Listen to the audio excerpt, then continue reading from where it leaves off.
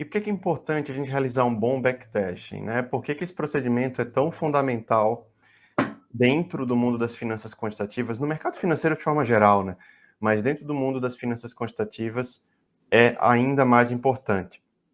Porque os mercados, eles funcionam de forma diferente. Não só diferentes, né, de acordo com os ativos que a gente está negociando, está estudando, mas de acordo com o tempo também. A gente sabe que os mercados, eles são cíclicos, né, eles têm regimes. E por causa disso, isso pode ter um impacto indesejado nos nossos investimentos. É interessante que a gente consiga abarcar o maior volume de dados possível, né, para testar vários cenários diferentes. Então, se a gente pensar, né, obviamente que se a gente fosse fazer isso na mão, seria difícil coletar um grande volume de dados, né, e testar a performance das nossas estratégias para determinados espaços de tempo. Só que, ao mesmo tempo, né, imagina que a gente fosse simular esses trades manualmente, levaria muito mais tempo.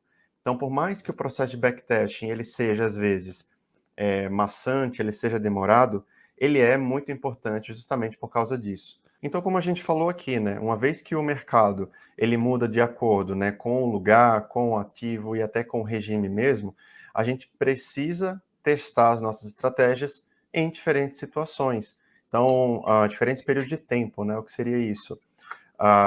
Quando o mercado estiver em consolidação, quando ele estiver em tendência, seja para cima, para baixo, quando ele tem reversão, ou até mesmo aqueles períodos mais turbulentos, né, como crashes, as crises, ou até o que a gente viveu, né, um cenário de pandemia, por exemplo.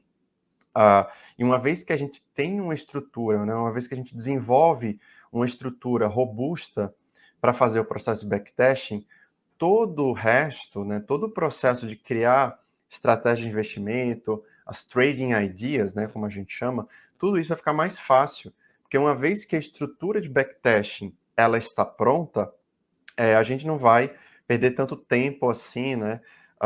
Com essa parte, a gente vai ter mais tempo para utilizar a nossa criatividade, utilizar ali a nossa inteligência para desenvolver novas estratégias, pensar em novos modelos, né? Novas ideias de trading. É um ponto muito importante também, pessoal, nesse momento aqui que a gente está falando de backtesting, a gente trazer uma máxima do mercado financeiro, né? Uma frase que é muito comum, muito repetida, mas a gente deve contextualizar aqui para o nosso cenário. Existe a seguinte frase, né? Retornos passados não são garantia de retornos futuros. Nada mais verdadeiro, né? Uma coisa aconteceu, deixou de acontecer no passado, que vai continuar acontecendo. A questão é que quando a gente está estudando o mercado financeiro, a gente está analisando possíveis comportamentos para a nossa estratégia, o passado é a única coisa que a gente tem, né? A gente não tem nenhuma ideia do cenário futuro, mesmo que eventualmente a gente tenha alguns modelos preditivos ou entenda tendências ou tenha dados alternativos, é difícil a gente afirmar categoricamente o que é que vai acontecer no futuro. Então, o passado é de fato o que a gente tem para analisar o comportamento de um mercado. E por causa disso, né, acaba sendo a única opção que a gente tem recorrer a esses dados do passado para realizar as nossas simulações. Então, sim, de fato, os retornos passados não são garantia de retornos futuros. Mas, no nosso cenário, quando a gente está atuando com o mercado financeiro, né, e está desenvolvendo novas estratégias, de fato, é a alternativa, é a opção que a gente tem recorrer aos dados do passado, tá, para realizar essas simulações.